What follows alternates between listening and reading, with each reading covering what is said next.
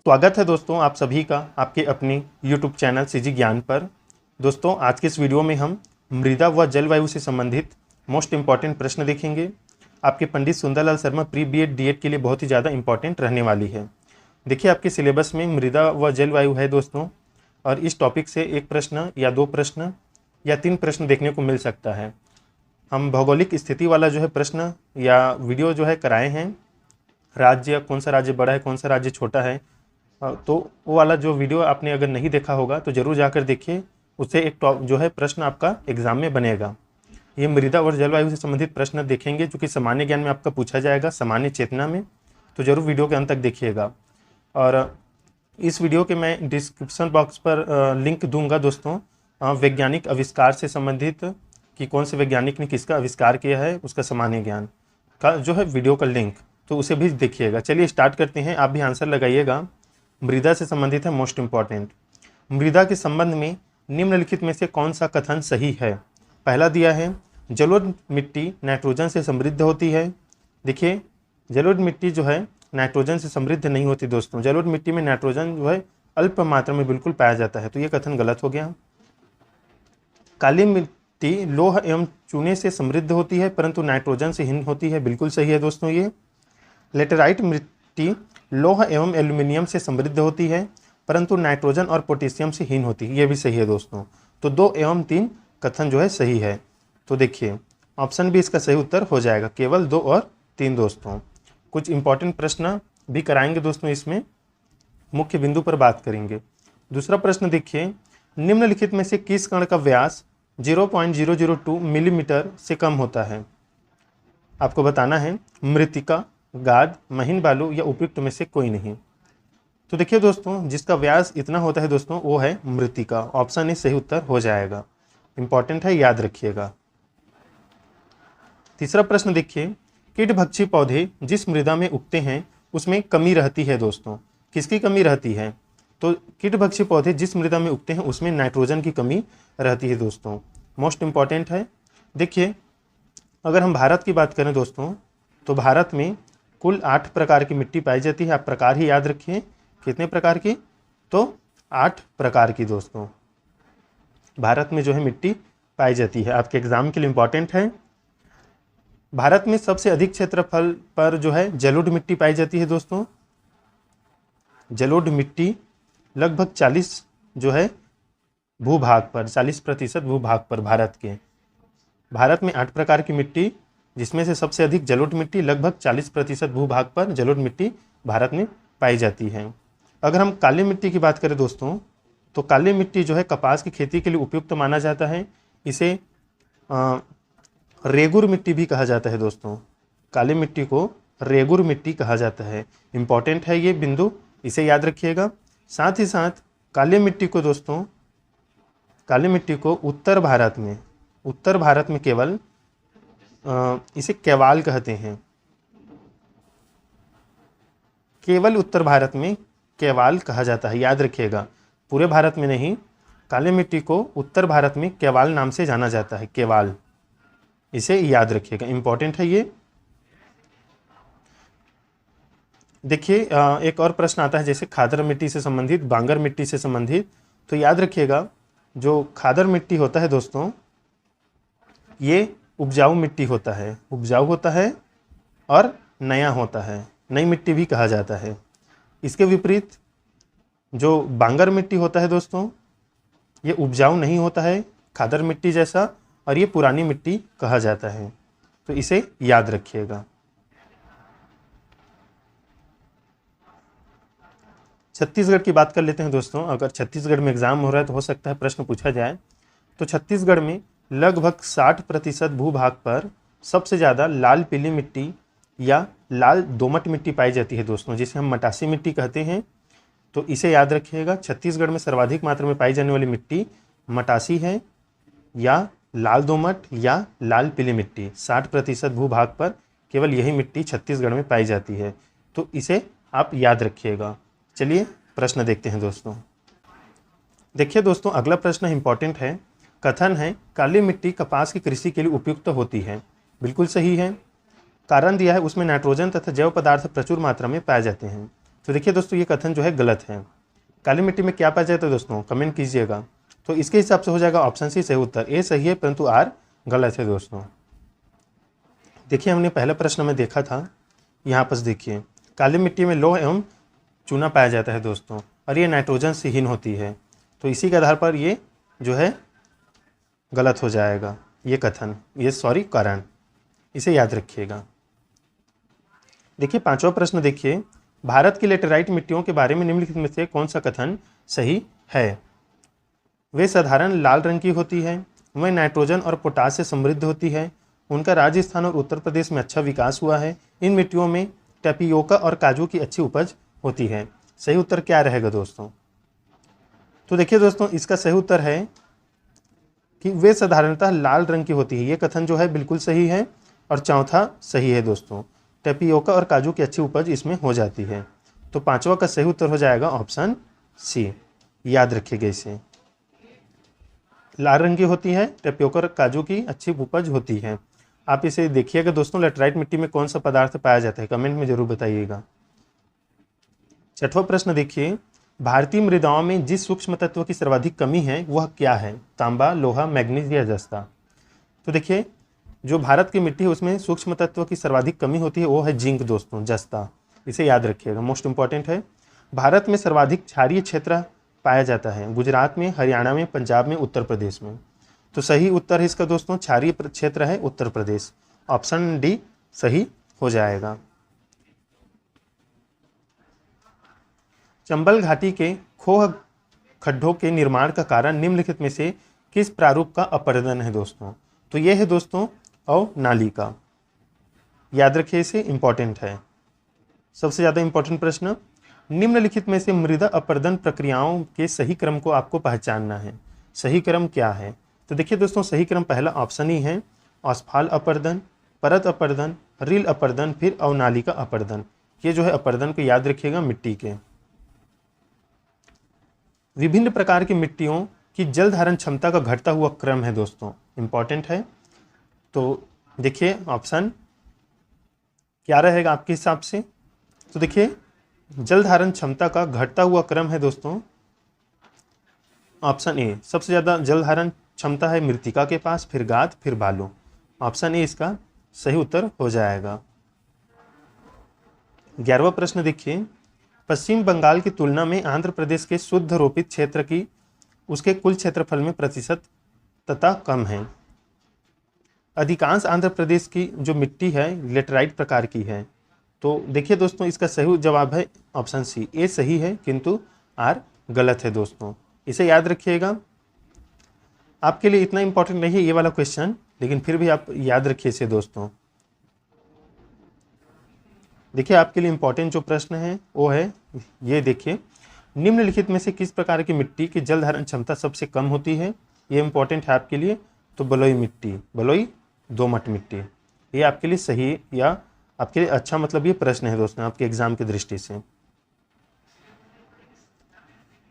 कथन ए दिया है, हिमालय की मिट्टियों में ह्यूमस प्रचुर मात्रा में पाया जाता है, हिमालय में सर्वाधिक क्षेत्र वन आच्छादित है। बताइए इसका सही उत्तर क्या रहेगा। हिमालय की मिट्टियों में ह्यूमस प्रचुर मात्रा में पाया जाता है। देखिए ये जो है कथन गलत है, हिमालय में सर्वाधिक क्षेत्र वन से आच्छादित हैं, तो ये सही है। तो ये हो जाएगा दोस्तों, ये गलत है परंतु आर सही है। तो इसका राइट आंसर हो जाएगा ऑप्शन डी दोस्तों।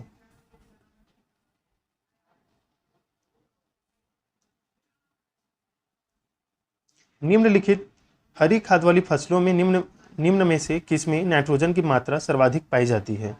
किसमें पाई जाती है, तो सनई में दोस्तों, याद रखिए इसे।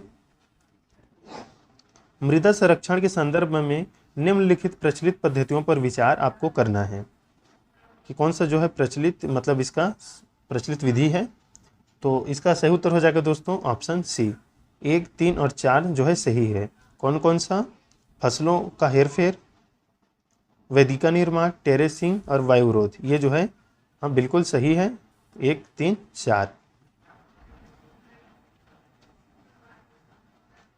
भारत में मृदा अपक्षय समस्या निम्न में से किससे या किनसे संबंधित है? तो देखिए दोस्तों, ये संबंधित है वन उन्मूलन से। ऑप्शन 2 सही हो जाएगा। भू संरक्षण की परिरेखा बंधन विधि का प्रयोग कहाँ के लिए होता है? देखिए दोस्तों, इसके बाद हम जलवायु से संबंधित प्रश्न देखेंगे। ये केवल मिट्टी के लिए है। तो कहाँ के लिए होता है दोस्तों? तो उपरोक्त में से कोई नहीं इसका राइट आंसर रहेगा। भू संरक्षण की परिरेखा बंधन विधि का प्रयोग कहाँ के लिए होता है? तो उपरोक्त में से कोई नहीं।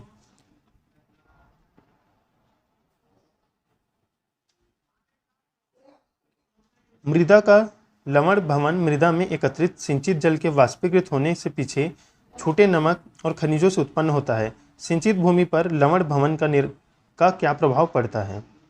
तो इसका प्रभाव पड़ता है दोस्तों, यह कुछ मृदाओं को अपारगम्य बना देता है। ऑप्शन बी सही हो जाएगा। ये दोस्तों, ये 1-2 प्रश्न हैं जो आपके लिए इंपॉर्टेंट नहीं है, हम जल्दी देखते हैं इसमें।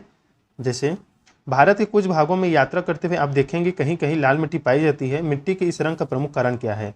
मोस्ट इंपॉर्टेंट है आपके लिए। तो फेरिक ऑक्साइड की अधिकता दोस्तों या विद्यमानता। ऑप्शन सी सही हो जाएगा। चलिए दोस्तों, देखते हैं जलवायु से संबंधित प्रश्न। इंपॉर्टेंट है, इसे जरूर याद रखिएगा।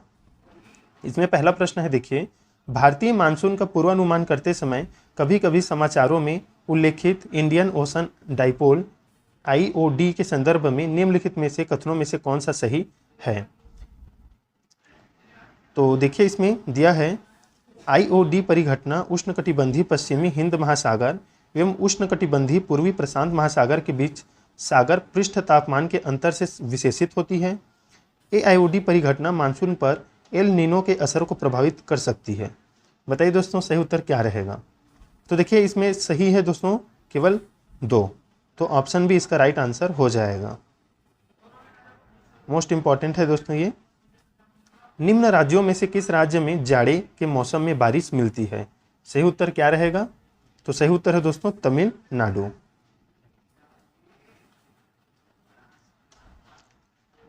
छत्तीसगढ़ की बात करते हैं दोस्तों इसमें पहले। तो देखिए, छत्तीसगढ़ में जो है उष्णकटिबंधीय जलवायु पाई जाती है और छत्तीसगढ़ में दोस्तों जो है बारिश दक्षिण पश्चिम मानसून हवाओं से होती है। दक्षिण पश्चिम मानसूनी हवाओं से। और छत्तीसगढ़ के नारायणपुर जिले में अबूझमाड़ में सबसे ज़्यादा वर्षा होती है। कहाँ? अबूझमाड़ में, याद रखिएगा। तीसरा प्रश्न देखिए, दक्षिण पश्चिम मानसून काल में निम्नलिखित स्थानों में से सबसे कम वर्षा कहाँ होती है? तो यह चेन्नई में होती है दोस्तों सबसे कम वर्षा। देखिए दोस्तों, प्रत्येक प्रश्न जो है इंपॉर्टेंट नहीं है, फिर भी आप इसे जान लीजिए, हो सकता है आपके एग्जाम में देखने को मिल जाए। निम्न कथनों पर विचार आपको करना है। भारत मूलतः एक मानसूनी देश है। उच्च हिमालय उसे जलवायु संबंधी विशिष्टता प्रदान करता है। इसे बताइए दोस्तों, सही क्या रहेगा? तो देखिए दोस्तों, दोनों कथन सही है। ए और आर दोनों सही हैं। आर ए का सही स्पष्टीकरण है, तो ऑप्शन ए सही उत्तर हो जाएगा। मानसून का निवर्तन इंगित होता है साफ आकाश से, बंगाल की खाड़ी में अधिक दाब परिस्थिति से, स्थल पर तापमान के बढ़ने से। क्या रहेगा इसका सही उत्तर? तो देखिए, बिल्कुल ये तीनों जो है सही हो जाएगा। ऑप्शन सी राइट आंसर है।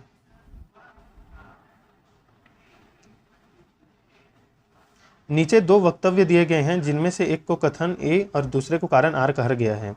गंगा के मैदान में यदि कोई पश्चिम और उत्तर पश्चिम को चले तो मानसूनी वर्षा घटती हुई मिलेगी। कारण है, गंगा के मैदान में कोई ज्यों ज्यों ऊपर बढ़ता जाएगा आर्द्रताधारी मानसूनी पवन और ऊंची जाति मिलेगी। क्या ये कथन सही है दोस्तों?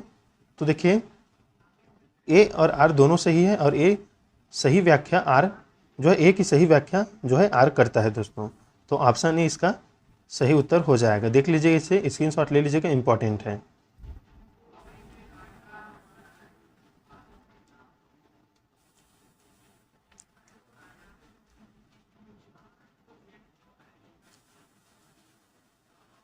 देखिए दोस्तों, 7वां प्रश्न का हम आपको आंसर बता देते हैं।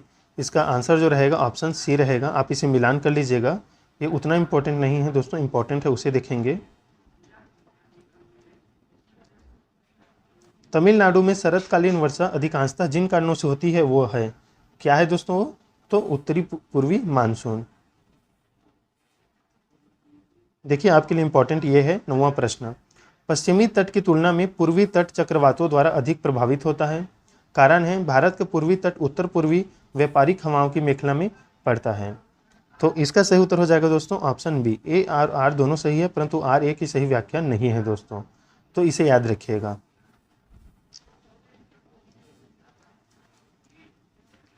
भारत के किस भाग में सर्वाधिक दैनिक तापांतर पाया जाता है? कहाँ पाया जाता है दोस्तों? तो राजस्थान के मरुस्थलीय क्षेत्रों में। ऑप्शन डी सही उत्तर हो जाएगा। मानसून शब्द की उत्पत्ति हुई है, ये इंपॉर्टेंट है, तो ये हुई है दोस्तों अरबी भाषा में, इसे याद रखिए। भारत के किस राज्य में मानसून का आगमन सबसे पहले होता है? इंपॉर्टेंट है, तो केरल में होता है। भारत में ग्रीष्मकालीन मानसून के प्रवाह की सामान्य दिशा है, इंपॉर्टेंट है, तो दक्षिण पश्चिम से उत्तर पूर्व होता है, इसे याद रखिएगा। मानसून के प्रवाह की सामान्य दिशा। निम्नलिखित में से कौन सा एक सबसे सूखा स्थान है? तो यह है दोस्तों लेह, इसे याद रखिएगा, इंपॉर्टेंट है। निम्न कथनों पर विचार कीजिए। दक्षिणी भारत से उत्तरी भारत की ओर मानसून की अवधि घटती है। उत्तरी भारत के मैदानों में वार्षिक वृष्टि की मात्रा पूर्व से पश्चिम की ओर घटती है। सही उत्तर क्या रहेगा दोस्तों? तो देखिए दोनों कथन जो है सही है दोस्तों, ऑप्शन सी इसका सही उत्तर हो जाएगा। अमृतसर एवं शिमला लगभग एक ही अक्षांश पर स्थित है, परंतु उनकी जलवायु में भिन्नता का कारण क्या हो सकता है? तो देखिए उनके ऊंचाई में भिन्नता, यही जो है उनके जलवायु में भिन्नता का कारण है दोस्तों, ऊंचाई में भिन्नता के कारण। भारत की सर्वाधिक वर्षा मुख्यतः प्राप्त होती है, ये मोस्ट इंपॉर्टेंट है, तो ये होती है दोस्तों दक्षिण पश्चिम मानसून से। ऑप्शन सी सही उत्तर हो जाएगा।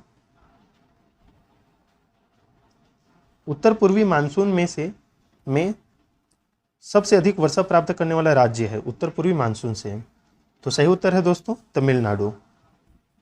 आपके लिए मोस्ट इंपॉर्टेंट है आम्र वर्षा, मैंगो शॉवर संबंधित है।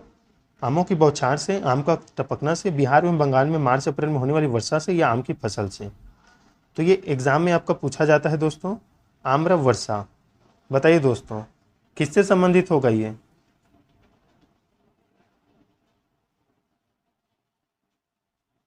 तो ये संबंधित है दोस्तों आम की फसल से। ऑप्शन डी सही उत्तर हो जाएगा। इस वीडियो का लास्ट प्रश्न दोस्तों, चेरापूंजी स्थित है, ये इंपॉर्टेंट है, तो ये स्थित है दोस्तों मेघालय में, जहाँ अधिक वर्षा होती है दोस्तों। भारत में सबसे ज़्यादा अधिक वर्षा चेरापूंजी, जो कि स्थित है मेघालय राज्य में। तो कुछ प्रश्न दोस्तों जलवायु से संबंधित इंपॉर्टेंट है, इंपॉर्टेंट नहीं है दोस्तों उसको आप छोड़ सकते हैं। तो दोस्तों मिलते हैं नेक्स्ट वीडियो में, तब तक के लिए दोस्तों धन्यवाद।